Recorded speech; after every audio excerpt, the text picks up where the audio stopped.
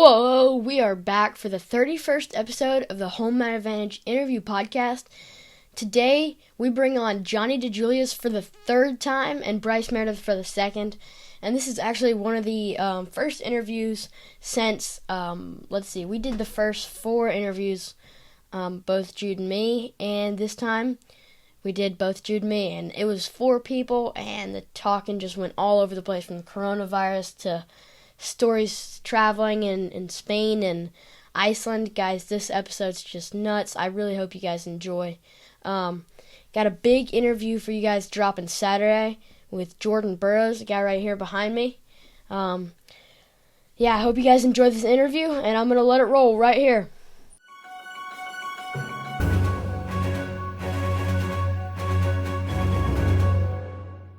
All right, guys, here we are. The biggest interview we've had yet. Our third time with Johnni DiJulius, second time with Bryce Meredith, and we got both Jude and me here. Let's get it on. Johnny, how's it going? What up? I'm good. How you doing? I'm doing great. I'm excited to do this. Where are you right now? I'm in my car. I'm quarantined in my car. I've been homeless for the past 2 weeks. Don't know where I am, what day it is, what state I'm in. Just living, baby. I actually might drive out to Wyoming and see Bryce. I'm on the way. Yeah. I've been inviting everybody to Wyoming. We have 0 coronavirus deaths. There's only 500,000 people here. My parents are building a house that's literally in the middle of the mountains. So if we're going to fight any zombie apocalypses, it's the place to be, bro. I don't really have guns, but a lot of people around here got guns, so we can be strapped up and ready to go. I like it. So get off the East Coast, boys, and get back over here. Damn, I like your shirt. Thank you. One? I do too. Oh, it's the Johnny jumping off of something and wrestling shoes in a singlet. Yeah, so if you're only listening to this on the radio, you better check it out on YouTube because that shirt looks good. Dude, Johnny, tell us where we can get one of your shirts, man. I'll send you one. Oh, he'll send me one. I must mean for the listeners. Oh, hey, I'll send them one too.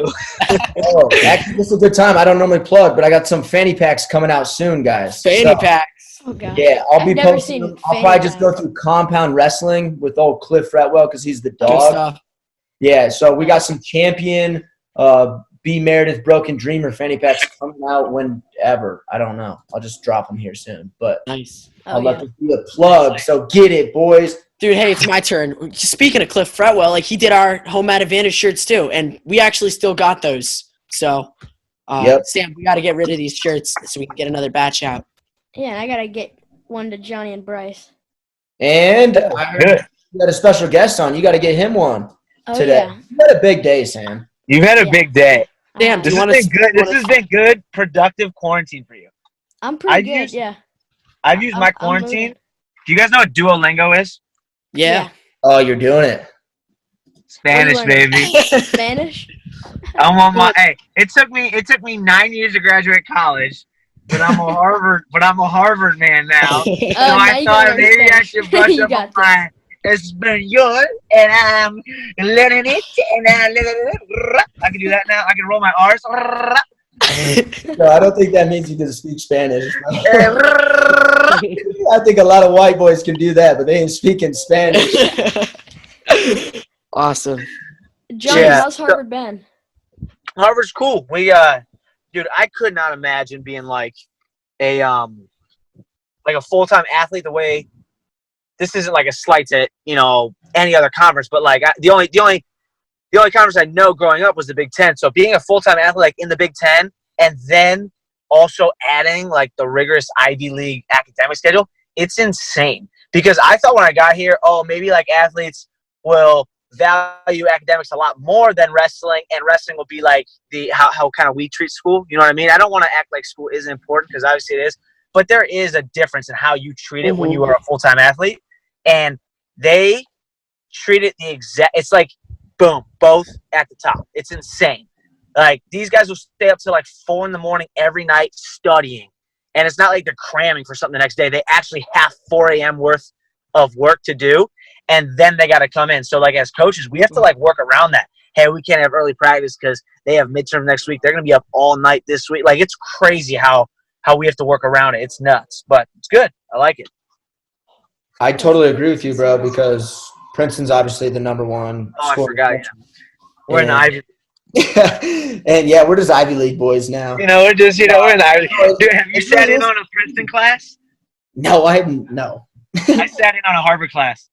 Yeah, you're actually like a real coach, so you probably could get away with that pretty easily. I'm not really actually connected. I'm RTC, bro, so I'd be like, This dude works for the Trump administration, and he teaches one semester, 1 day a week. And I sat in on like a 3-hour class, had no idea what he was saying, had no idea what he was talking about, but it was actually pretty cool. He was very down the middle too, like he wasn't biased like Republican, straight down the middle, really cool. It's cool. It's a really nice thing to see nowadays. Yeah. Yeah, you think? Especially at like Harvard, which is super left, and then the teacher being super right, he was straight down the middle, which was dope. Yeah, that would be a fun little dynamic for sure. I would enjoy to sit through that. Yeah, this one dude. I just got to start figuring out. This one dude, I almost wanted to argue with him. I was thinking about it. Just light him up. You got to be careful, though, arguing with the Harvard kids or professors. Exactly. You got to be careful there, Johnny. I will. How's training going for you two, though, huh? Well, Jude just took 4th at States. I think I'd say it's going pretty well for him. Mm-hmm. That's good. It's going all right. Like training itself, though. In quarantine, yeah, you can't work out. So what are some home workouts? You guys have probably interviewed special guests this morning, me and Bryce. What have you heard people have been doing while they're home, and what have you guys been doing? Yeah. So I do know, so for me, I've just been doing like a lot of body weight stuff, a lot of push up, pull up. I also have mats in my basement, and so I wrestle with like my dad and my brother. And also M2, which is the club I wrestle for, David Taylor's club. We've been having online virtual practices. Wow. Yeah, so it's pretty interesting. But like he puts us through like basically a shadow drilling workout, and if you have a partner, you can do it with him. I wanted to do a virtual clinic. I think that'd be cool. It is cool. Tony Ramos is doing it do Zoom. Now. Yeah, Tony Ramos tweeted it after I tweeted it. I hope Tony hears this because I tweeted it 10 minutes before he did, and I was angry. That's funny. Okay, I'm just kidding. Yeah, it's not good. Sam, how about you? How have you been training? So a lot of like Johnny, my little brother Eli. I've been wrestling with him a bunch. My favorite herring, of course. I love running, so I've been doing a bunch of running. We have ropes in our house hanging from the ceiling, so I climb a lot of ropes. I did a Mark Trella daily workout the other day. It was Mark Trella every day since he was like a junior in high school or something, did 400 push-ups, 50 pull-ups, and 50 chin-ups every day. Wow. And he did that all through college, all through high school. And I think he still does it a lot. Anyway, wow. I was doing it for Beat the Street Chicago. They were doing some kind of fundraising thing for it. And I threw in a 2-mile run. And so I just videoed myself doing it for them. That's what I did the other day. That was great. Wow. Why don't you throw it up on the site, Sam? Why don't you put it on our website? Yeah, I could do that. That'd be awesome. Do it. They'd be dope. That's something here. Like, I would love to start getting like more like actual wrestling on our website. Like, I would love to like put technique up on there. I'd love to workouts, things like that. I don't know. Just start branching out. See if we can do something different. So we're not just like technique videos are important. I'm like kind of getting into jiu-jitsu and stuff now. Really? Just because I think it's really cool, and I always see these technique videos of jiu-jitsu on Instagram and stuff like that. But I always question because, like, you do see. I'm going to talk a little bit of crap real quick. You do see a lot of people who don't know proper technique putting a lot of technique videos out in wrestling. So I always have to question, like, is this jiu-jitsu guy like one of those, other guys that are teaching wrestling moves, or is he like legit? It makes me question it. Yeah, that's funny. Mm. Dude, I grew up on the Kerry Colette YouTube videos. That was I watched those learned pretty to wrestle often. right there. Heck yeah, that's cool.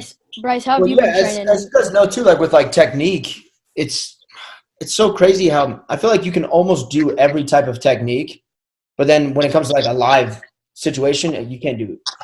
Oh yeah, percent of it. Yeah. You know what I mean? So that's where I get like a little jaded by like technique videos and stuff, because I could teach you guys how to do, I don't know, probably 90% of wrestling techniques, but I do like 10% of them in actual live matches. Right. So I just get kind of like, I don't know, like with people with like, when obviously now like with the home workout, this and the wrestling videos, this and that, I'm just like, sometimes it just gets a little watered down at this point for me. And it's still really good, but like, I just sometimes get a little annoyed by the same thing, I guess, over and over. And it's So interesting. are you saying are you saying sparring is more important than drilling? No, I'm not saying anything about that, right? Like specifically, I'm just saying like people can teach 40 sweet techniques on one DVD, and then but for you to actually be able to do that in a live match, any of them is probably so slim. For like, sure. 40 people, they have like their one or two main shots. They have their one or two things they do on top. They have their couple things, you know what I mean? And they have their couple positions in the middle. Like we have this saying at Harvard. We call it it's not a saying for wrestlers. It's like it's a real thing. It's a graph. It's called the BCA curve. And BCA curve is, I've probably said this before to all you guys, maybe except Jude. I always use the analogy of I'm playing pool. Mm-hmm. And I always say, when you're playing pool, and I used to play with my dad growing up a lot, I would hit in, I could always make the straight in shots, like real easily, but my dad would always beat me. But I would only lose by like a ball or two, so I wouldn't feel that bad about it. He's older, I was young, whatever. All of a sudden he says, hey, put English on the ball, which means put a little bit of spin on the ball. And what happens is, instead of making those straight in shots that I always make, I'm thinking ahead, I'm trying to do something different, I'm putting spin on the ball so I can leave the ball certain places. All of a sudden I miss my easy shots, and I essentially, like, from a aesthetics, standpoint, I look worse. I look like I got worse at the sport of pool, if it's a sport. I got worse at the game because I'm missing these easy shots that I always make now. Now my dilemma is, do I continue doing the thing that makes me look worse, but ultimately I get better over time, or do I go back to what's comfortable, where I'm knocking in the straight in balls, I'm playing it safe, and I'm still losing by that little bit, but I'm not really growing at all, right? And Harvard calls it a BCA curve because you start at a B, right? And in order to get to an A, sometimes you have to go to a C before you get to an A. So you have to get worse because you spread yourself thin, and then you go up. And it's an interesting concept. I feel like that's a lot with drilling. Like we try all these things, like Bryce said, 40 things are watered down. I'm trying all these stupid things. All of a sudden, pride hits me. Should I keep doing this because I'm getting my butt whooped? You know what I mean? Or do I go back to where I'm comfortable, you know what I mean, and probably not grow that much? You know what I mean? That's kind of like the dilemma I feel like a lot of people deal with. Yeah, I always say that, like, both sides are true, right? Like, the idea of, all right, let's just bring it back and do the things that you need to get, that you are good at, and like the fundamentals of just head blocking and this type of stuff. You have to come back and do those things. But then there's also times that you have to let it fly and try new things. So they 100%. Well, Like I was, go ahead, Jude. Well, the basics are basics for a reason. There's a reason we learn how to sprawl first, right? Totally. When we're little kids, it's because it works at the highest level. Like in the Olympics, basic techniques. Not to say like, I know I've had this problem where like I forget the basics as I'm going because I'm learning so many techniques, and I stray away from the things that I know is going to be consistent. 100%. Like imagine like I just said before we got on this podcast, I was learning Spanish, right? And I thought about that. I was learning in progression on this app. Imagine if I learned how we learn wrestling. We learn if little kids are out there that are 8, 9, 10 years old that are learning from 5 different coaches, they go to, and I'll use Ohio as an example because I know those coaches. They go to Burnett on Mondays and Wednesdays. They go to Colin Palmer's on Tuesdays and Thursdays. They drive all the way to PA on the weekends to train with David Taylor. Then they come back and they have their like local coach that they, always talk to and always see. They're learning, chapter 1 Spanish, then chapter 6 Spanish, then chapter 3 Spanish, then chapter 7 Spanish. Like they're learning out of order. So I think the best thing when you're little too is just grabbing one guy you trust and trusting the process of working with him for a while. Now, it's okay to cherry pick a little bit, right? There's always like moderation, but you don't have to jump around like all these youth wrestlers do all the time. They jump sporadically from club to club all week long. And I think that's a really dangerous thing. Sometimes they do that, though, for partners and stuff. For live, it's fair. Yeah, fair point. Right. Good point. Yeah. Yeah, But sure. I completely agree with you. Like, you got to commit to a coach. Got it. And you the trust dad has to that get the has heck your out. back. Yeah. Yeah. I wrestle at Young Guns a lot, and if you've ever been, they practice at UPJ. It's Pittsburgh Yeah, I know Exotics. That's like a UPJ. D2 school. Yeah, I know And St. Bernard real well. their wrestling room is really closed off. Obviously, most college rooms don't have room for spectators and stuff. So parents, it's really hard for parents to watch. And if the parents really want to watch, they'd be coaching. And what Jody does is he has the coaches come in, or the parents come in, and if they want to really be a part of the team and watch their kid, they need to watch all the other kids and teach them and coach. That's good. And I really liked that when I first heard it, just because so many dads and moms are there to watch their kid and only focus on their kid, Mhm. and it puts a lot of pressure on their kid. And I feel like if the parent would just either not be that involved or be that involved, but also offer coaching to all the other people, I think that's what needs to be focused on. But to your point about the sparring drilling thing, Bryce, I think that a lot of coaches especially at the youth and high school level completely underrate sparring and live for the feel. A lot of coaches never use sparring and only use live for the conditioning. And it's like they drill for the technique, they do live for the conditioning, and that's all they do. I think you need to be able to use drilling for conditioning and technique in sparring, and sparring for feel, and live for technique. And you need to mix all the different things around to get all the right feels to be able to compete well in the match. Sure. And it's also like, especially when like drilling technique, it's not going to be the same every time, right? Because you're going to wrestle lots and lots of different people. And people Because are gonna wrestling happens. Yeah, wrestling happens. And so if you're drilling the same move over and over and over again, you get in a match and all of a sudden something happens that you don't expect. It might throw you for a loop. And so I know that, at M2 we do a decent amount of play wrestling. And so it really helps you learn the positions in and out. There's a lot of different partners, and so you can really figure out like how to work through positions and stuff you might not be comfortable in. And that's how you get comfortable in positions. 100%. Like, a big part of what I think a problem is a lot of kids, high school kids, even college kids, don't spar the right way. So, like you said, Sam, a small percentage of coaches even implement sparring into their programs. But when they do, there's a lot of pride involved. So, for example, sometimes it's good to just have like a really grind hard, competitive spar. I like that. There's times for that. But then there's also times for like not having pride. He takes the advantage in a position. For me, the most creative position in wrestling, I think, the most creative you can get is backside single. Now, sometimes backside single shelved like on the mat or backside single, we have it all the way up, pitted foot. I think just in general, that whole position of wrestling is the most creative you can get. So if I take the advantage of the position, maybe I whizzer and I shoulder down real hard, I could win that position right there. I could maybe limp leg out and just end the position.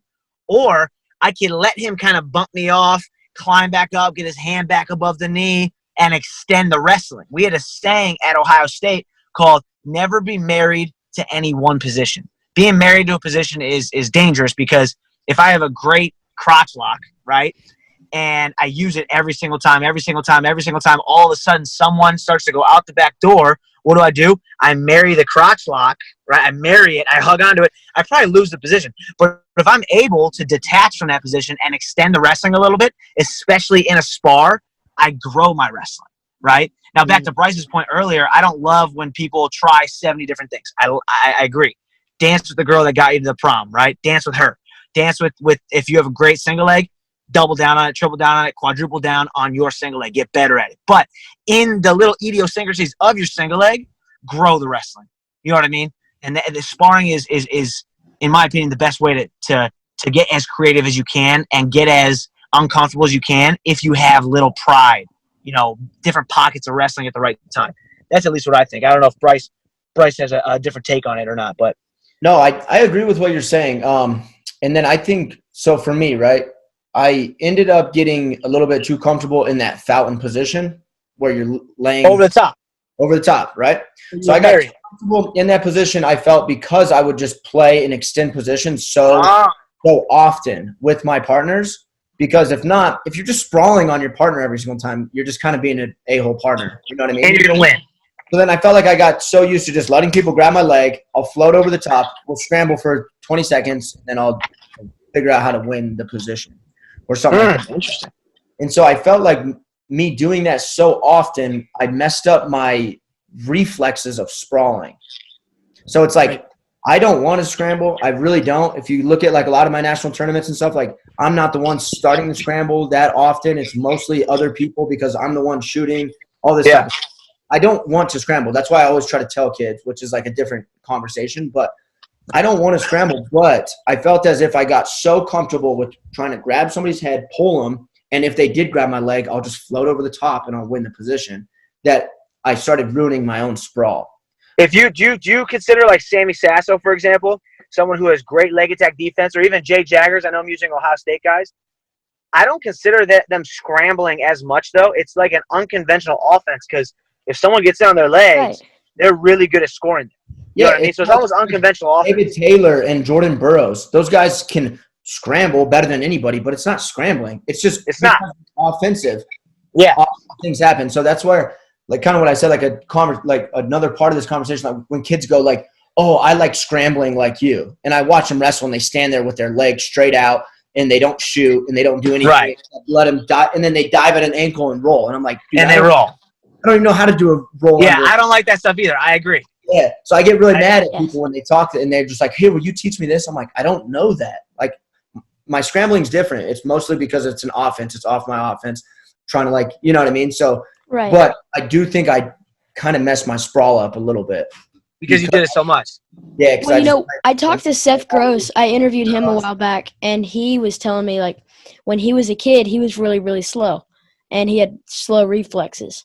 And he started making bad habits of not sprawling because it's easier than to develop speed. And that's really why he's such a big scrambler, is because when he started out at 10 years old, he didn't like sprawling because it was hard to him. And instead of developing more speed, he started to learn how to scramble, and he started to like that more. And I think Seth Gross is a guy. You talk about maybe not as much scrambling, but Seth Gross, Dean Heil, those kind of guys are more roly-poly. They'll grab your legs and roll it. Well, it seems like in a position like that, in a 50-50, there ends up being one guy that holds on for stalemate, stops improving. There's another guy who doesn't concede to a stalemate and says, "Hey, maybe I can win this." Usually the defensive guy, and I'm not talking about anomalies like Sasso and Gross, but there's anomalies that I'm sorry, not the anomalies. There's, the ordinary average wrestler gets shot on, they whizzer, they stop improving position because they would like a stalemate to happen. I feel like the way wrestling's going, like the trend that it's going a few years ago, 2011, 12, like Delgado era, it was a lot of leg passes. And now, I hate bringing up Bryce's, finals match, but that guy, right, him and Sasso and all these guys that are wrestling right now and Ironman, it's kind of cradles. You know what I mean? It's kind of like leg attack defense to cradles. Bryce too. Bryce is is right in that category, and that's like you just listed all 65 kg guys, or even like. Well, I mean, that's name the most exciting weight class. So I'm sorry, Yeah, it definitely is. Yeah, it definitely is. Or even like RBY when DeSanto shot on RBY, like in the Iowa duel this year, like RBY was able to his go-to defense was a cradle, right? He pulled 100%. 100%. David Taylor's kind of a trendsetter in that. He, a lot of wrestling is trends, and right now, leg attack defense with like rerouting the head inside, whether it's cradle or not, a lot of trends right now is leg attack defense, and I think that's the way it's kind of like heading for the next couple of years. It's pretty interesting to see how trends happen in wrestling. For sure. Yeah, it always makes me really wonder, like, how much better are we than people in the 80s? How much better are we? Oh my gosh, insane. And it's like, pridefully thinking, you always think that your era is probably better because of this and because of that. But I always just think the sports are getting better. And 20 years it's such a bias. better than what we are. Yeah.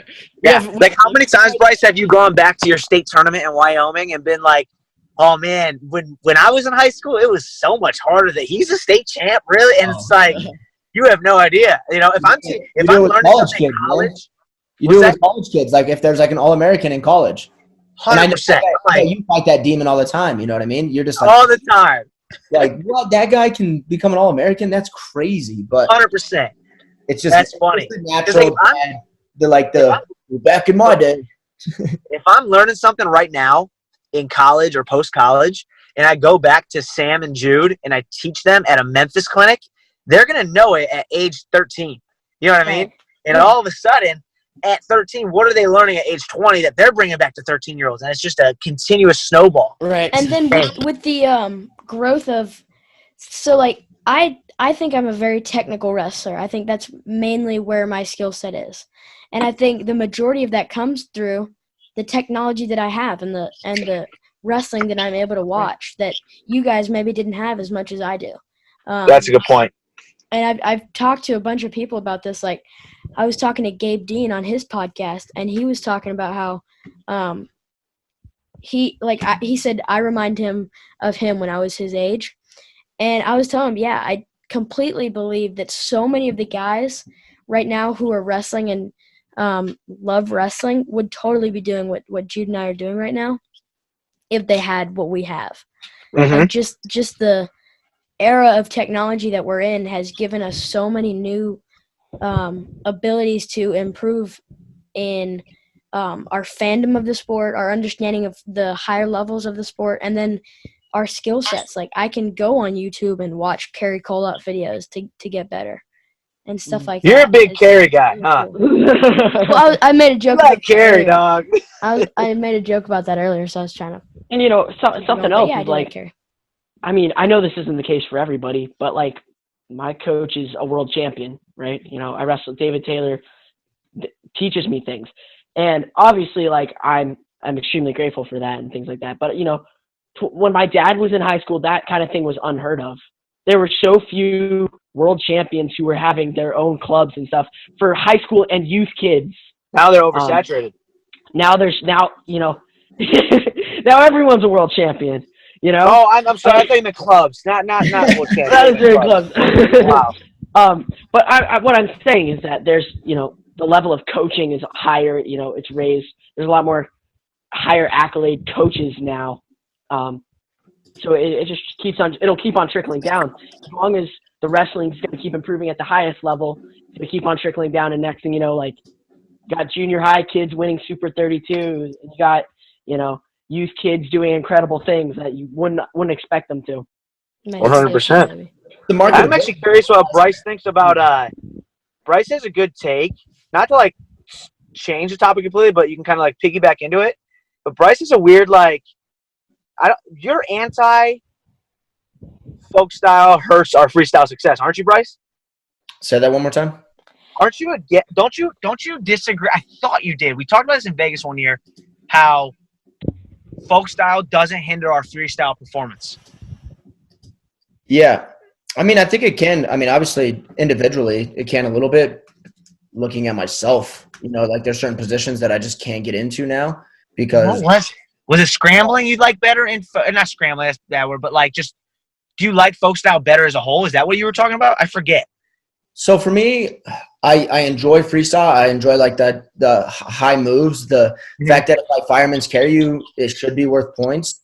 You know what I mean? But in like folk style, somebody could fireman's carry you and you could scramble out of it and it would be zero points almost. You know what I mean? Sure. Stuff like that. So like I enjoy the aspect of that, but I think there's something to be said about grinding in the top bottom positions and grinding out takedowns in a control manner rather than just an exposure manner that you can break people. Because I always my mindset in folk style wrestling is if we get in a 7-minute wrestling match where we're taking each other down, we're wrestling top and bottom, I'm riding you, I can break you, I can do these things. I was confident that I could beat anybody in the country. For sure. Even if I didn't, I 100% believed I could grind out 7 minutes tougher than you. And then freestyle, since it's so exposure based, I feel like sometimes, and like you guys have probably felt this too, like sometimes you just like lose a freestyle match and you're just like I don't even really feel like I lost. Right. Like I gave that one. I gave that one for sure. You could be up 8-0 in freestyle, and 15 seconds later, it's tied. Yeah. Or like, like a lot of people were like, what about like you're scrambling and this and scrambling and that? And I'm just like, you want to be honest? The last 4 matches that I've lost, I've only been taken down, and this isn't true, but I'm just saying, like, I've only been taken down twice. I've been Brent headlocked and around like an alligator. Yeah. Right. Like it's. So, like, I just felt like someone pulls the cold spray trick out. Yeah. Yeah, but, like, for me, it's just I felt like when I lost a folk-style wrestling match, I felt as if, like, dang, that guy actually maybe could have killed me. Like, it's kind of like more of like a fight. Like, I'm exhausted. He beat me. Exhausted. And then freestyle, I'm just kind of like, I don't know. He just kind of exposed me and spun me on my back once. You know what I mean? And yeah, like, I let it get away from me. Yeah, but I do like the idea of the big points in freestyle too. You know what I mean? So 100%. That's cool. It's hard. I enjoy them both, obviously, and I probably should have just wrestled freestyle more throughout college, but I was taking time off. Like the college season's long, so I just like to go and enjoy myself.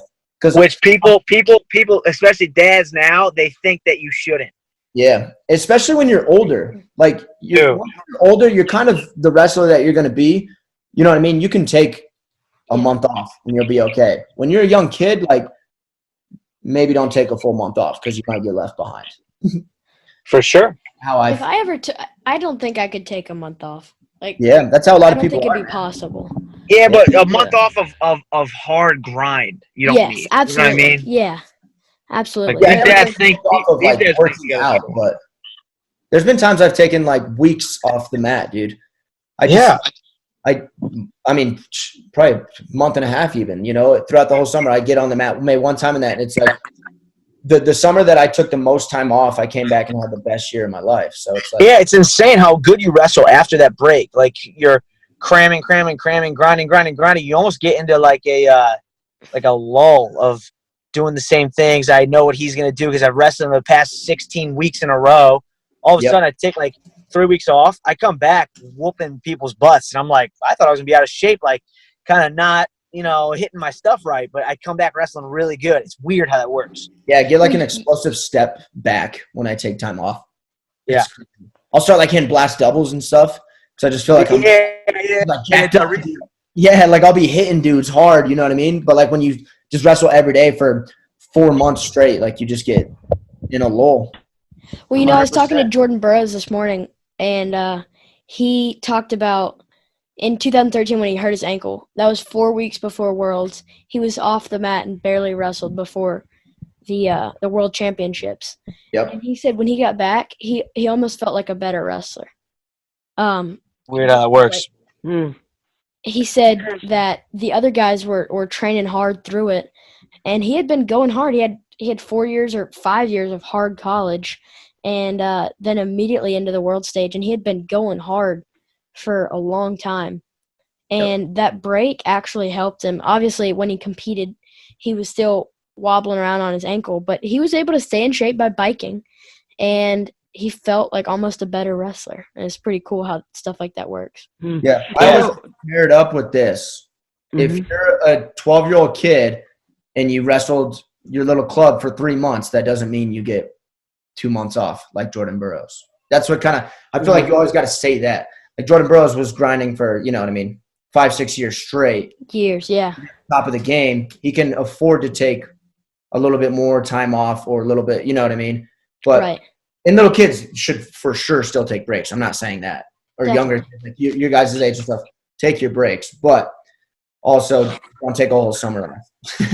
Other thing is, like, I know David was on Flow yesterday. He was on the Beta show, and David was talking about how, like, he's been off the mat for however long now, since last May, and he feels better than ever before. And it's not like that, of course he was injured and stuff, and he's never been really injured before, but now that his leg is fully healed, he has no aches and pains.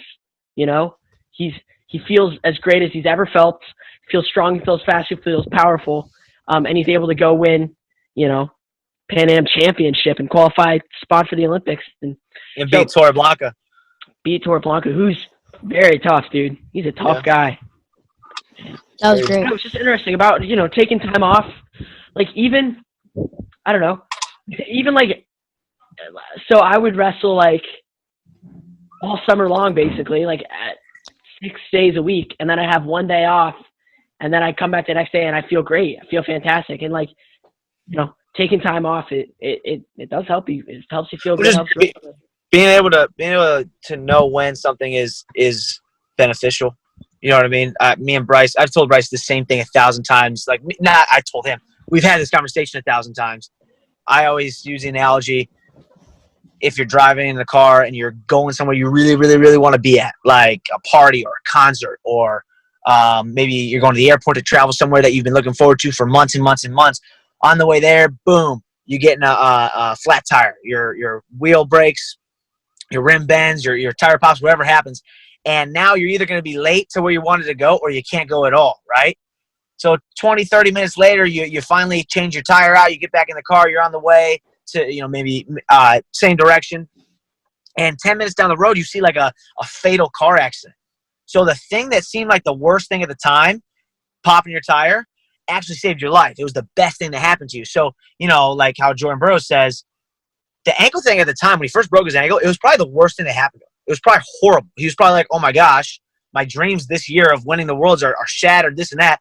But long term, he was able to say, hey, you know what? Because that happened, I was able to take time off and I became a better wrestler for it. So it's interesting how that stuff works. I forget Bryce's quote. It's something about good fortune. Bryce, what is it again? So it's, you never know the consequences of good fortune and you never know the consequences of bad fortune. Yeah, that's it. I like that. Right? Like I heard another cool word for it. So, there's a lot of people in this world that have a lot of victim mentalities and so much victim mentality. They have almost like a paranoia that they think the whole world's out to get them. Everything is bad happening to them. It's because of this. It's because of that. It's because they're, Can you guys, I'm sorry to pause you. Can you guys hear the siren in my background? I cannot. No. Okay, good. Keep going. Yeah. So like a lot of people have a paranoia. And what we need to have, and it goes very well with you never know the consequences of good fortune or bad fortune, but it's like a pronoia. So the idea is everything, this world, good or bad, that is happening is either happening for you to be in a better place or people around you to be in a better place. And I try to look at that, almost like even, and it depends on like, if you're religious or whatever your religion is, like I feel like it should align with this idea that, like, life's never going to be easy. There's going to be a lot of bad things that happen. There's going to be a lot of hard things. But maybe if something really bad happens to you, it's because it opens up something good for somebody else. And you got to be willing to, like, bear that cross for somebody else. So, like, you got to hold that weight for everybody else. So, for me, it's like no matter what happens, you got to try to be pronoia about it. And it's 100% for the betterment of the world, not just you personally. But it's like your little connection. Be selfish. Yeah, exactly. So it's like, I don't know. I think a lot of reason why people have a paranoia is because they don't keep their egos in check. So they think everything is too much about themselves. And they go, why is this not going good for me? Why is this not happening for me? And you have to just hold the mirror up, realize it's not all about you. You are the center of a connection that's going to go to a lot of different people. But it's like, it's not about you. It's about us. It's about everything else. And it's like, for me, it's like you have to be so selfish in that mindset that it's actually selflessness. And it's like, because it's for the betterment of everybody else. Yeah. Real talk. That's kind of just how I try to, and obviously nobody's perfect, right? Like we all want good things. Remember you told me one time we were traveling through Europe and you said you wished, I don't even know if you remember you saying this. This was cool. Bryce said, I wish people were the same way they were on trips as they are in real life. And I was like, what do you mean? And you said some example about how open people are to like we'll be in an elevator at a hotel, and how often when you're traveling and you're on vacation in a hotel, you'd be like, oh, hey, where are you from? And you like are so comfortable talking to people, right? The four of us happen to be like decent at talking to people in general. But there's a lot of people that if they're not on a trip, they would never just ask the stranger in the elevator, hey, how are you? Where are you from? You know what I mean? And they would never be open to things going wrong as much as they are on a trip as they would be in the real world, you know? Yeah. And I remember you telling me that, Bryce, and that was a really cool, that was a cool observation. People are really like that. They're so easygoing about something failing when you're on vacation. You know what I mean? But if that happens at work or in business or, with your relationship, not even like a big failure, but like a mini argument or something stupid, people fall apart and they think it's the worst part of their day and it ruined their day, it ruined their week, their holiday is over. It's just crazy how people think. Yeah, and I mean, Johnny's obviously one of the best at having that mindset, just like a very nomadic Rolling Stone type of idea where you're just Right. you roll with all the punches and you're adventure ready all the time. Even if it's your day at work, if it's baby. yeah, it could be a flat tire. Like, well, I'm on an adventure now. You know what I mean? What's that word? What's that word from that trip you guys went on? Tatararas. Yes. You gotta Yes. roll the R, baby. Yes. All right. I want to hear that story, guys. Okay, are we good on time?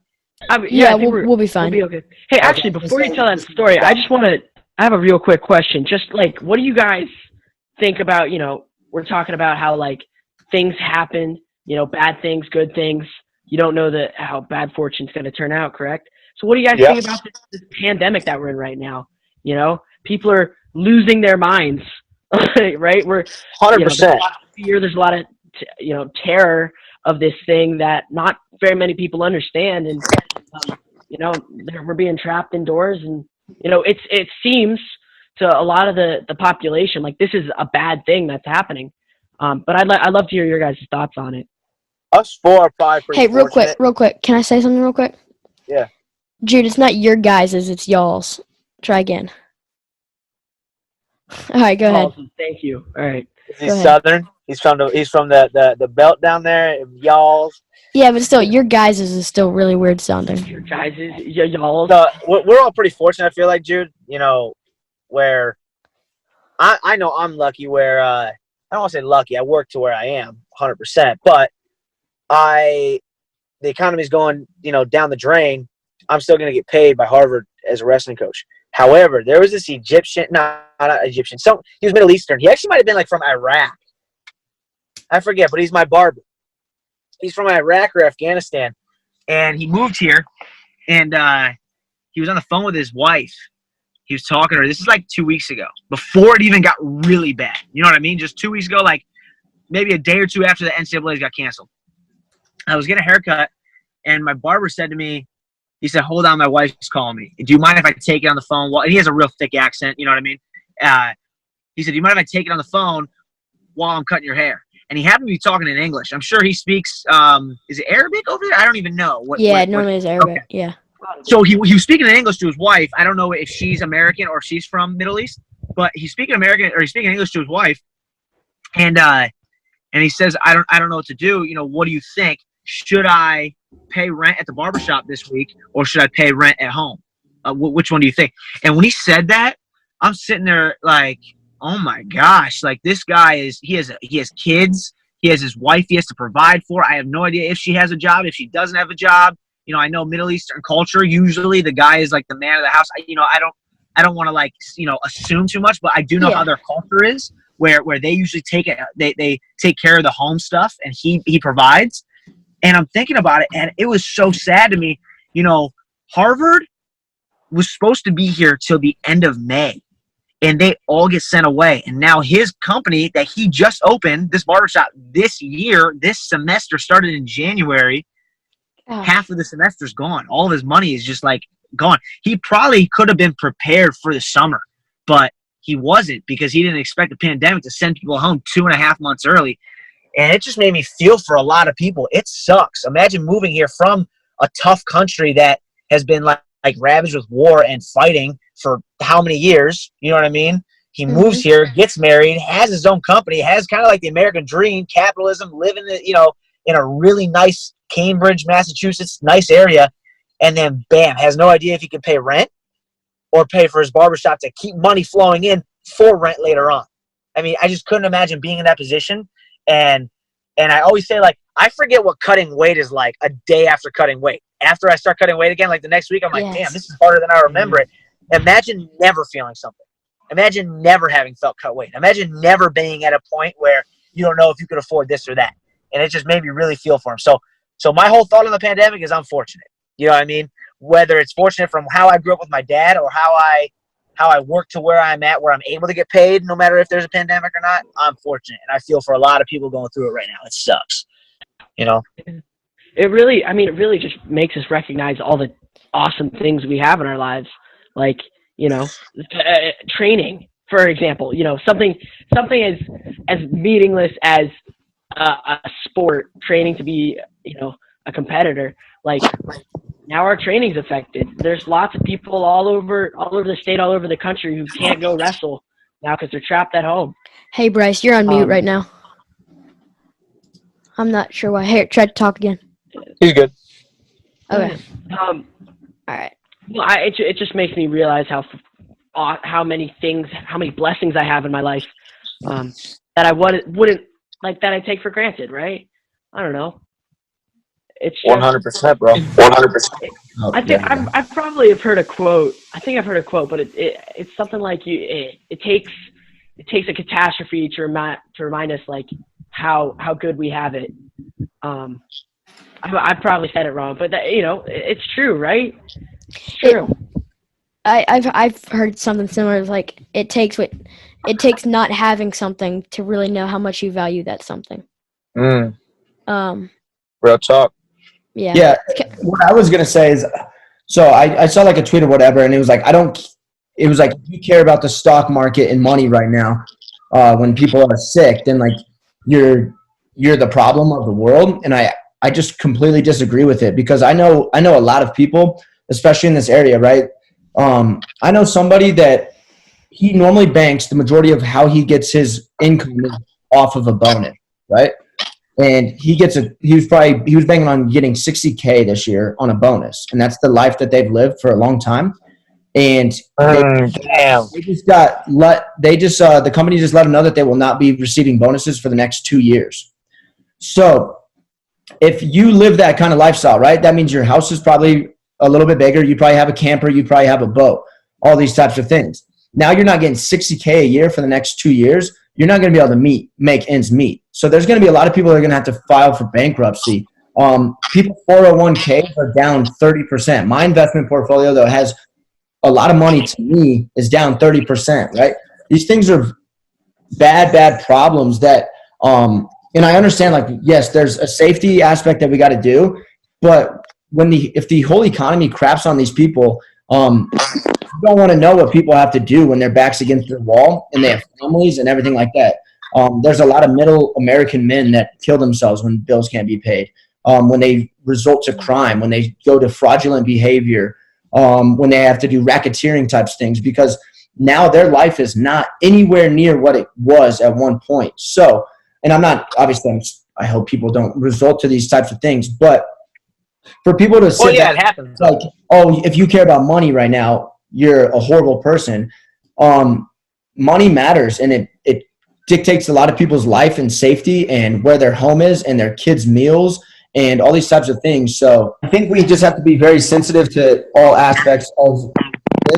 We've got to be sensitive to the health concerns. We have to be sensitive to especially older people with health problems. But we also just got to be very sensitive to the financial aspects of this and the repercussions of an economy falling on its face and people losing their retirements, their kids not being in schools. A lot of times kids, the safest place they can go in the world and where they get their only meals is at school. And now they don't have school right now. That's a great point. There's just a lot of points that I think people are failing to mention. And I was on the side that when I first saw the coronavirus happen, I said, we do need to take this serious because we don't know what it is.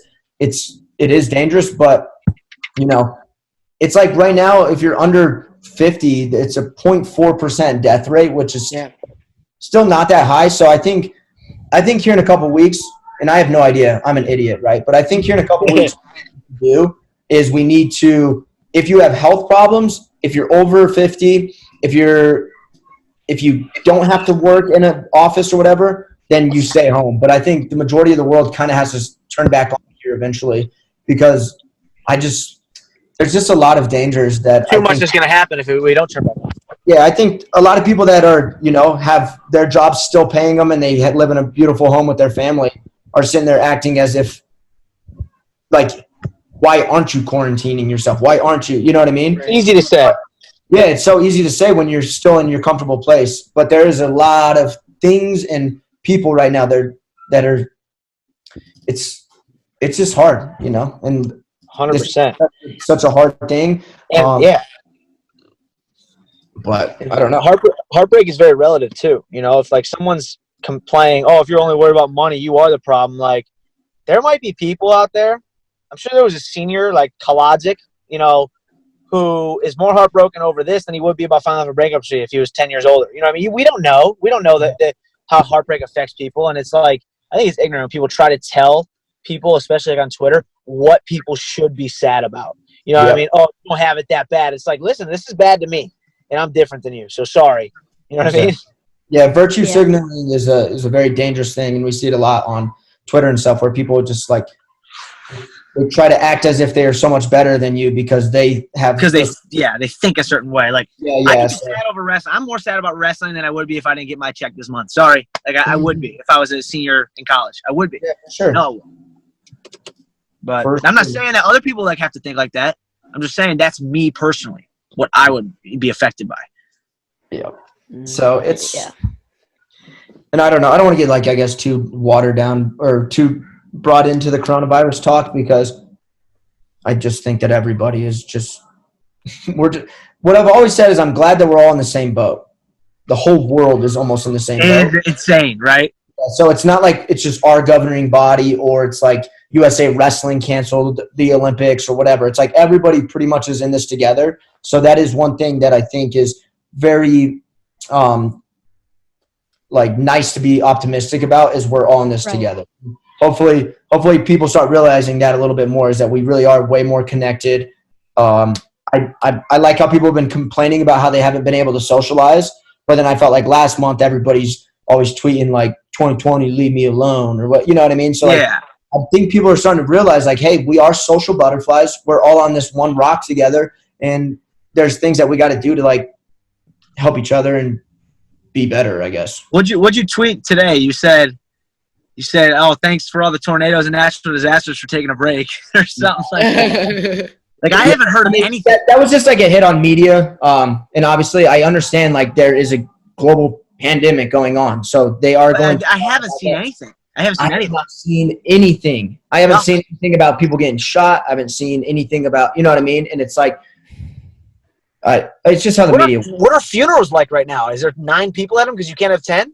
Like, I just recently saw this, but for me, I didn't know at first. Sorry, not to answer. I'm not answering your question, but like, what happened with the Australia fire? Like, that just went away. Yeah. You know what I mean? Like, I just felt it was just a knock on media, and I don't mean it to be insensitive to anybody that's going through COVID or anybody that's going through a natural disaster or a tragic shooting, whatever. The media just. It seems to only be covering COVID right now. No. Yeah, definitely. Yeah, and there's still got to be some stuff going on, right? Right. Yeah. So it's interesting. So I remember getting a text, like, I don't know, a while back, probably a couple weeks ago. I got a text from my friend. He's like, Jude, the stock market has crashed 10 points. And I looked it up, and it said, like, stock market crashes 11 points because of consumer expectations. And that means people are scared, right? That means they're hearing things, and now they're pulling their money out of their stocks. They're trying to sell all their stocks and stuff, and that's making everything go down. And I remember at the time thinking, like, wow, it's almost like we shot ourselves in the foot, right? It's almost like we're so scared about this that it just keeps getting ramped up, and all of a sudden it's just sliding downhill. Like a snowball. That's a good way of putting it. And it's a slippery slope and a snowball effect of a lot of bad stuff. And that's why you guys are smart. I don't know anything about stocks. Bryce is always, stocks and Mr. Stocks. I don't know what's going on right now. Stupid stuff, man. It's stupid. Yeah. But and then Palacio, what's his stuff? The Bitcoin? Yeah. I don't know anything about that either. Don't know anything about it. But he's Sam, funny. here's a little known fact about me. In 2018, I bought $100 worth of Bitcoin, Yes. and then it just tanked, and it's probably worth like $20 now. And I'm just gonna leave it alone. I'm not gonna mess with it. Maybe someday it'll make me rich, but Like your face, your eyes, and your 401k. Just don't touch it. I saw somebody tweet that, and I was like, "That's pretty funny." That's That's funny. hilarious. I like love that. Okay, so what? Before we get on Corona's topic, we were talking about something with. Well, one Rest- second. I want Sam to talk a little bit about it, just because. Sam, take over for 1 second on the Corona. Yeah, so my family, my whole family really. So actually, I have 6 siblings, so not my whole family, but my family that's living at home right now has all been tested positive from Corona. Really? And, yeah. So So you and your brother? yeah, my brother, my little brother, my older brother, my mom and my dad, and me. And it really didn't hit all of us very bad. For me, it was like a normal flu, I guess. It felt like a normal flu. And my little brother, older brother, my mom, it didn't really hit very bad. And my dad, it hit really bad. And he actually tested positive for flu A, flu B, COVID, and he had pneumonia. What? And so he Oh had my to go to the gosh, dude! I had hospital. no idea. Yeah, so he had to go to the hospital for about 4 or 5 days, and he is feeling a lot better now. He's been working in the yard, running around the house. Everybody's all healed. We're doing well. We're getting close to the end of our quarantine period, so we're pretty much finished with everything. But it really is a big deal. What was And, the worst day for you? Like worst day feeling wise for you? Not for like what you saw your family go through, but you physically, personally. Yeah. Okay, so it might have been, I don't know. It was one of the early days. So I got it. Get this. I had my state championship that weekend. The weekend I got it. And it eventually was canceled, but I was ready to wrestle at the state tournament. You had no idea. I didn't know I had COVID until Wow, my dad dude. You're tested. the problem, Sam. And, well, no, it got canceled, so I didn't get to do it. you lucky But duck. I definitely would have. There's no way I would have been like, oh, I might have COVID. I'm not wrestling at state. No, I wouldn't have done that. But I really, so it hadn't hit my area at all. We're some of the first people in our county to have it, and so we really didn't think it was COVID. But it was a crazy time, that's for sure. But Well, Johnny, to what'd answer you your feel question, I like? think Yeah. it was like one of the earlier days, like 1, 2, or 3. Mhm. But Throwing I up really, or what? no, I didn't throw up. I had like fever, headaches, a little bit of congestion, and they said it was a dry cough. I never really had the cough. And something I was talking about to someone else earlier was a lot of my family had a bunch of different symptoms. My dad Weird. obviously he had flu A and flu B, so those symptoms could have snuck in there a little bit, but he kind of had it all the symptoms. My mom had a little bit of headaches and nausea. I had fever, chills, a little bit of congestion, and my little brother had stomach aches. So it was like we all had different symptoms, and it was really weird. So it really confused me.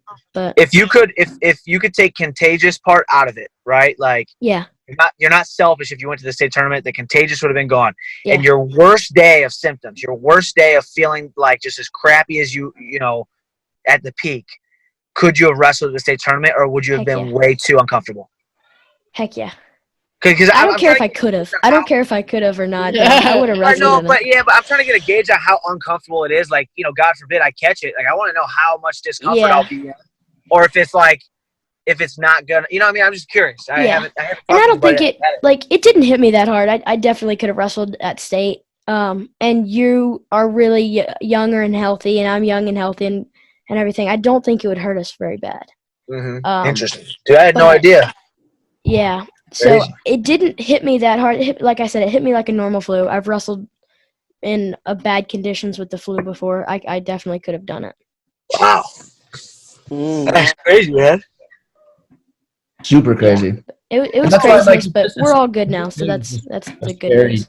I don't know. After talking to you on this podcast, I'm feeling a little. Yeah, what the heck, man? Invite me on your man. podcast when you're corona. Why would you do this? Yeah, I'm gonna contaminate you all. To the mic.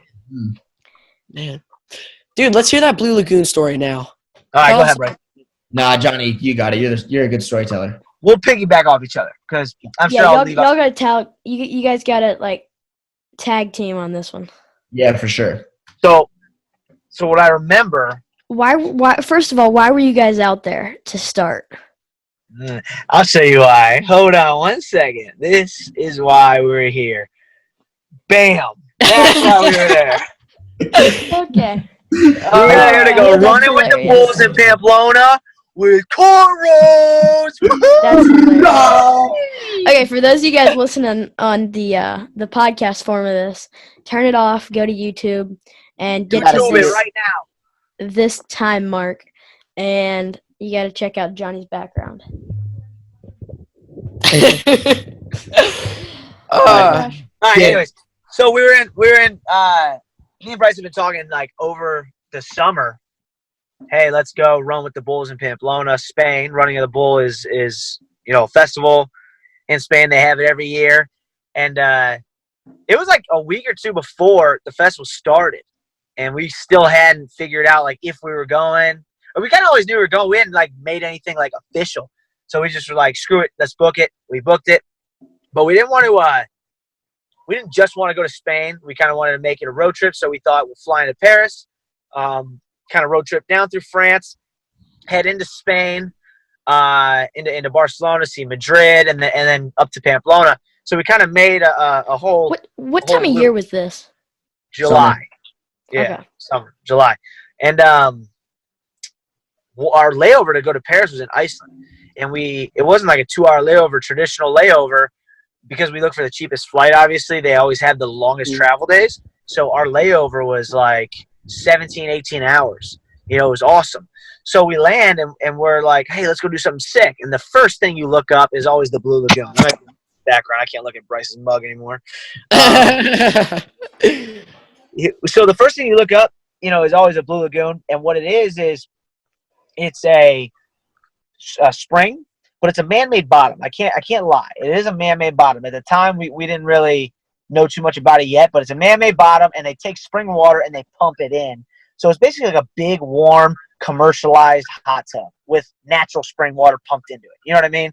It's really cool if you're not super adventurous, but me and Bryce, we were pretty extreme where we wanted something, pretty gnarly.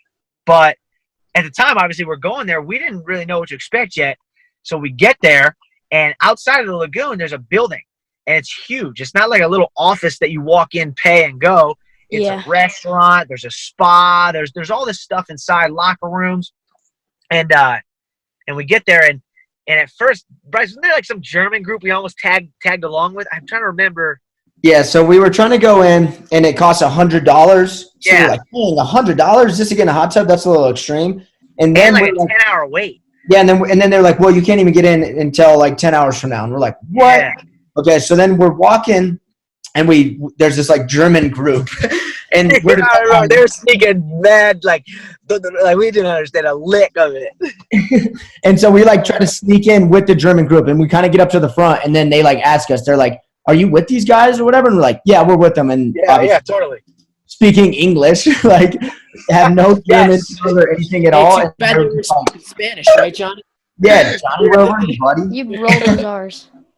And so they were like, no, you guys can't come in this group. You get out of here. And we're like, all right. So then we start exiting, and then we're walking, and then we go around the building. And when There's we go like rocks. We had to climb over these rocks. huge rocks. Like we were trying to sneak in, and so we climb over these big rocks. We come back down, but there's still the building that we have to go through. And so we look, and then there's just like a chef door, like a side kitchen door open. And I just like look at Johnny. I'm like, should we go in? And he's like, duh. And I'm like, Yeah, what else are you gonna do, right? You Yeah, said, right? That's so Johnny. Because we walked in with so much confidence. We like just walked in like saying hi to people, and if you walk in somewhere you don't know where you're going and you like are like, okay, should I go here? Should I go there? You look really out of place. So I remember we were just opening doors, acting like we knew what was behind it, but we didn't. We had no idea. So I always compare it to Scooby-Doo, like when Scooby-Doo runs out of one door and he runs in the other door. Just look like that the whole time, going back and forth. Oh. And at one point we were in like a employee lounge and everybody was sitting down eating. Do you remember that? Yeah, I think that's what got us caught. I think it was that door. Dude, it had to have. Yep. Oh, and then we passed through there, finally find, by the way, side note, this isn't, justification for breaking and entering, the Blue Lagoon, foreign. Yeah, don't do that. But this is justification for don't let people make you pay to see the world, because that's no good. You should be able to see natural things on your own. Anyways, that's a whole nother topic. But we walk in and we finally find a door that leads to the lagoon. It's a huge thing, right? It's a huge pool. It looks like Atlantis, but, snowy. And no water slides, obviously. And we're sitting there and we just get dressed right there, or undressed right there. Usually if you go through the front, you have to go through a locker room. So you take your stuff off in the locker room, you get a code, then you get a wristband, you come out to the pool. We're walking through this lagoon, just dropped our stuff right there, jumped in, and we're high-fiving like we just Mission Impossible, James Bonded our way through everything, and then it just went south. Uh-oh. I forget Security guards, they're pulling us out. They're, you know what I mean, going through the whole thing. We won't. Remember, our stuff was gone. You remember that? Stuff was gone. It was. We were just like, oh no, we're gonna get arrested. And what did you guys lose? Did you guys lose anything? No, they ended up giving our stuff back, but they just took our clothes so that like we couldn't just like run away, because they had our phones in them and everything. Yeah. So At first I didn't know if we were tweaking, because we saw like a bunch of suits like talking to each other and pointing over to us, but we were like, oh, maybe we're just paranoid. When I looked over and our stuff wasn't there, that was like confirmation. Like, you're like, oh, they got us. But within that 17 hours, we did that. We then drove to one of the largest waterfalls in Iceland, where we were. We did Seljalandifoss and then Skogafoss. And we jumped over the ropes, and we were right by the waterfalls, just not being where we were supposed to be. The whole Justin Bieber music video. A whole Justin Bieber. Yeah, if you guys ever just go watch I'll Show You by Justin Bieber music video, we pretty much just did all that. We did it.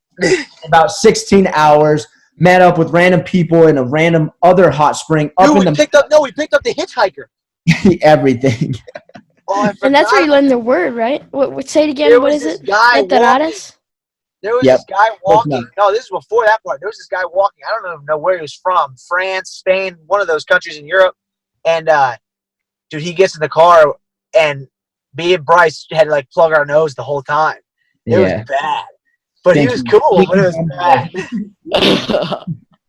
We were like, where'd you sleep last night? He's like, right up there outside on that little ledge. Okay. We got chased by a hawk. We got. Oh, my gosh. Oh, gosh. That was wild. The hawk was actually, it would like come. We must have gotten close to its nest or something. Yeah, there's no trees in Iceland, so nests are on the ground. Yeah, so it would start lining towards us, and it like almost swooped at our head one time, and then we were like, "Whoa, what the heck was that?" And then it would just this on video. And then it would come back at us, and we just started throwing rocks at this hawk. It was scary. It was coming at us. It was scary. And it wasn't coming from above down.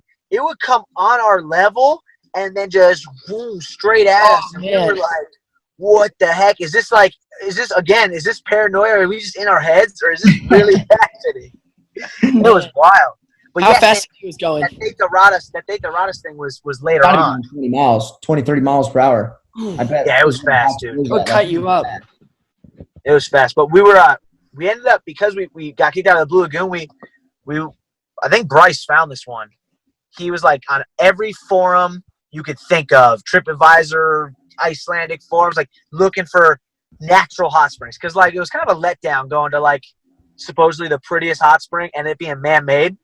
So we're like, we got to find a natural hot spring that's real. And he finds one like several hours away, several mile hike up this like glacier river. Like this glacier's melting off in the distance. There's blue glacier water, like, white water rapiding down. So we like hike up and find this one, and it was like steam, just Glacier River, and then like a little section of it was just steam, and it was just a hot spring. It was the coolest thing ever. And it was like midnight, but it was still daylight. That's right. And then we would like jump in the glacier water and then back in the hot spring. And then that's when we found those two young kids. And it was, 12:30 at night or whatever. And we're like, all right, well, we got to start heading back to the airport so we could hit our layover. And the guys were like, oh, will you guys give us a ride back home? And we're like, yeah, I guess, sure. It started raining too. Yeah. And then we had to drive them like, I don't know, 10, 15 miles? Maybe even more. Like it was, if they had to walk, it would take them a long time. Like towns in Iceland are like 5 people. You know what I mean? Like it would have took them a long time to where we were going. We passed one gas station in like 3 hours. Put it that way. You know what I mean? There's nobody out there. And then we finally like drop them off, or like when we're in the car and we're like, wait, what were you guys going to do if we didn't give you a ride? Or if we weren't there, if we weren't at that hot spring. Yeah, or anything. And then that's when they said the word. And they just said, tatararas. And they said, tatararas. We're like, what the heck does that mean? And it was like, it is what it is. Or like, what will be or something. Yeah, whatever happens, it always works out. And it always works out, along those lines. And we're like, well, for the rest of the trip, that's it. And by trip, we mean our whole life. Yeah, it hasn't quit. Life is a trip. It really is. It's crazy, though, because that really did happen several other times. There was times in Paris where our car wasn't working the right way because we freaking the AC wasn't working. It was too hot. We had to go get a new one. Or, we were driving to southern France to Cannes, and I always think about this, Bryce. I don't know if we ever talked about this part, but we slept on the way from Lyon to Cannes in that little parking lot. Remember, we were sweating crazy. We slept there, and we wanted to pull over like an hour, and we overslept for several hours. And when we got to Cannes, we got there at the exact moment those kids were at the bar watching France win the World Cup semifinals. Oh, yeah? Really? Like, if we didn't fall asleep, like, we were pissed at ourselves for falling asleep. If we didn't fall asleep, we might not have, like, crossed paths with them at the right time. And who knows? That was one of the coolest days of my life. Oh, it was so much fun. We were just – it was so much fun. Like, we weren't doing it, but we were with the kids that were, like, running parades through They started a citywide party for winning the World Cup semis. It was crazy. It was so crazy. Crazy stuff. I think my sister was in France when they won. Really?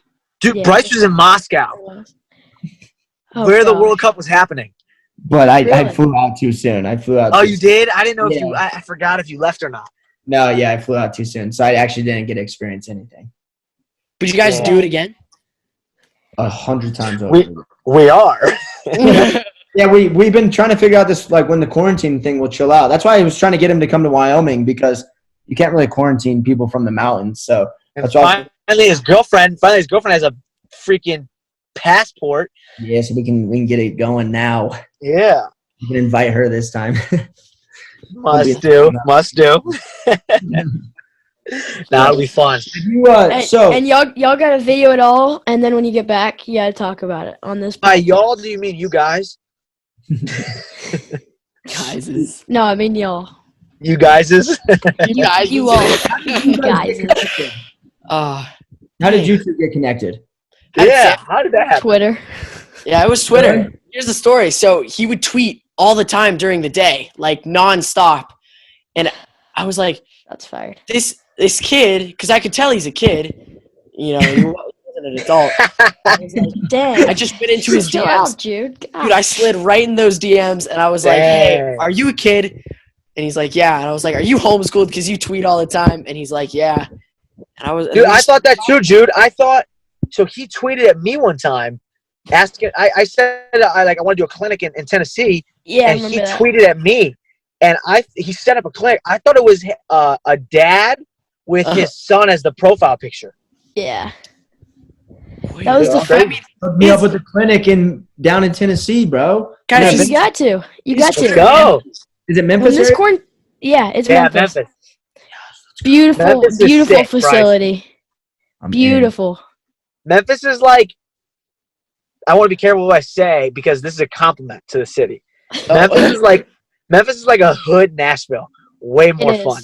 Way more fun and way cooler. Way That doper. story when you're in Memphis, I'm like, that place looks pretty cool. There's all the street dancing and all the nonsense. Dude, if you go to Nonsense, Memphis, you dude. got to go to Beale Street. It's See the flippers. complete nuts. The flippers.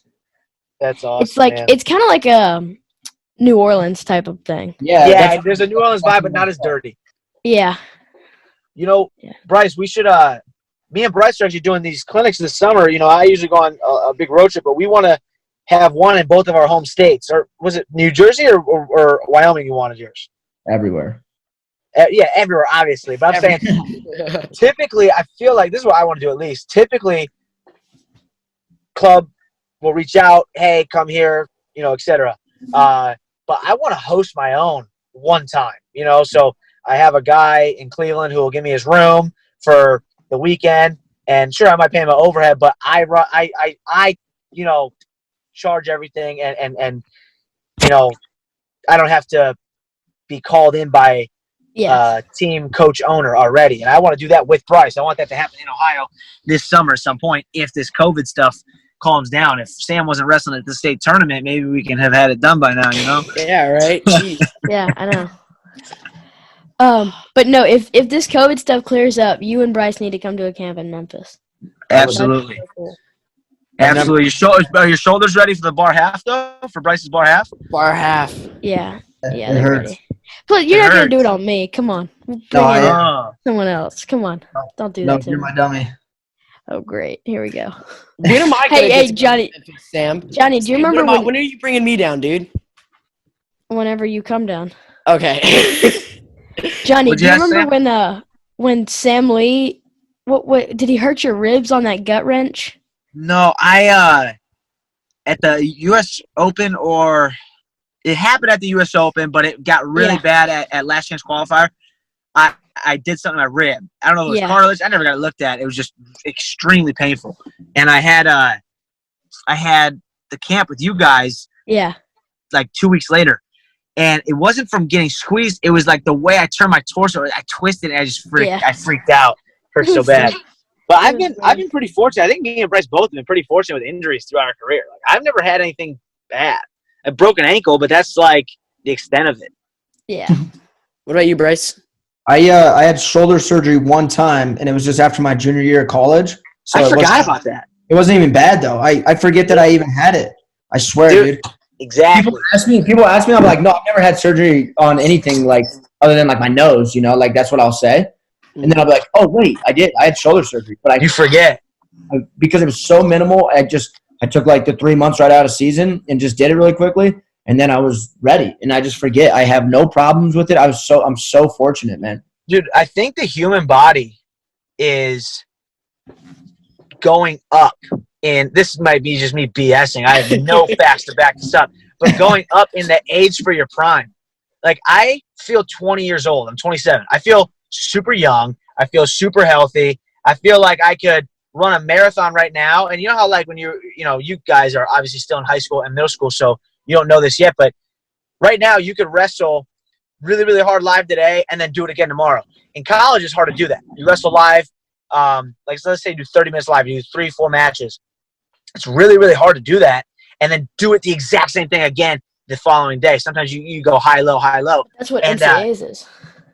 Yeah, NCAA is obviously like that. But I just feel like my body feels so good now. And they used to say, like, your peak athleticism is, I think they used to say, like, 27, you know, for, like, baseball, basketball, football, like 27, 28. Yeah. Like, there's no way. There's no way. Because I feel so young. I feel fantastic. So, Well, I don't know. Maybe that's I just think me. our science and health and exercise has improved, and you 100%. understand a better diet and what keeps you feeling better. Like Kyle Dake is one of those guys that is so into all that sciencey stuff to make himself feel better. That's a Yeah. good point. I mean, think yeah, that- This is Bryce's department. Bryce knows a lot about this stuff. I'm curious to know what he thinks. No, that's not mine. Really? No, I'm as bad as they come, bro. Or do you think you feel healthy for 25? Oh yeah, 100%. But like, I don't do recovery as much as I should. I'm not Right. like crazy about my nutrition. I'm not like a slob by any means, but like, well, does living with Pat Downey help with that diet? no. Like, we can't use someone like LeBron as an anomaly because he's 34 and he looks like he plays, like he's 28 still, or even Tom Brady, because he's another anomaly as well. But there's a lot of people that are competing at a high level at like in their mid 30s. Yeah. There's a lot of people, and it's incredible. Yeah, for me, it's always like I just have to stay active doing other things with my wrestling. Like if I 1,000%, I feel like my body feels really, really good. But if I'm just like, I don't know, if I get stuck just like wrestling, going to bed, I feel like that's when my body actually starts like breaking down and stuff. Like I have to it sounds silly, but like I got to go play at the park. I got to go play soccer with somebody. I got to have to. Like I got to jump off a bridge. Like even like for my body, it's like just like it's like active recovery all the time, and like literally just like stretching all the time randomly, and just like weird stuff like that. Where it's not as like me, I don't have to go get in the ice bath every single day or anything like that. But I don't know. I've just been very fortunate. A good feeling body, I think too. Well, you ever see a lot of these, and all right, just so people listening know, I am going to talk a little bit of crap about people's lifestyle right now, and if it offends you, maybe it should a little bit, but there's guys who never wrestled in college, and they went straight into coaching. They're good high school wrestlers, not great, or didn't maybe love enough, or didn't want to, didn't have the opportunity, whatever it is, didn't wrestle in college. They start coaching right out of high school, right? And they start coaching youth, or maybe they go back to their own high school and they start coaching at their high school. By age 27, 28, they look like they haven't wrestled in 8 years. You know what I mean? And I do think a big part of, and I'll only use wrestling as an example, a big part of being able to feel young is continuing to wrestle I'm saying young in our sport, is continue to wrestle for as long as you can. Not compete, but get on the mat with your guys. Like, don't just sit on the wall the whole time, And yeah, obviously you break down a lot. Like Bryce said, you need like breaks and different stuff, so you don't plateau. But dude, so many people just sit on the wall and coach, and then by, before they're 30, they look like they haven't wrestled in 10 years. You know? Yeah. I always say this, man. No matter, so people that are lazy, they have knee problems and back problems, and they have to have surgery. People that are active have knee problems and back problems and have to have surgery. So you might as well be freaking the active person. You might as well get some. Unless you're Tom Ryan, though. Dude, Tom is an incredible. Yeah, and like, but like a body in motion stays in motion is like the truest thing, It seriously is. Working out is the fountain of youth. Yeah, it is. 1,000. Not even working out, just being active. Like I hiked this mountain the other day. I don't know if I said this on the podcast or before we started recording, but these people were incredible freaking people. There was this guy in his 60s. He looked like he was 30 years old. He was super fit, and I asked him what he does for a living. Now, this is a lifestyle choice. This isn't for everybody, but he has one of those vans that he souped out, and it's not homeless looking. It's really, really modern looking and really classy. He travels the country. He's hiked like 3,000 miles in the past year. You know what I mean? Like, he just travels the country hiking because that's what he loves to do.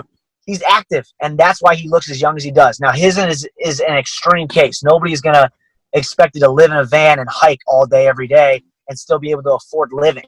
But being active is a fountain of youth. It really is. It's like cool, spiritual, mental, physical health, man. Like, you just got to be active with all of it. And what me and Bryce, I feel like what me and you realize the most is everybody sees Instagram and they see these incredible places people post. Let's say someone posts a really beautiful waterfall or like you, Johnny. just anything, right? And I used to be, before I was able to travel and see stuff, Instagram only shows destinations.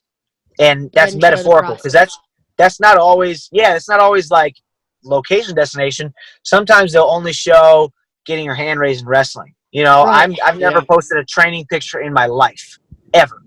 So what I realized is these pictures that when people come up to me, they're like, dude, how have you post such like cool places? Like, how do you go? It's like, you have no idea the amount of effort it takes to get somewhere.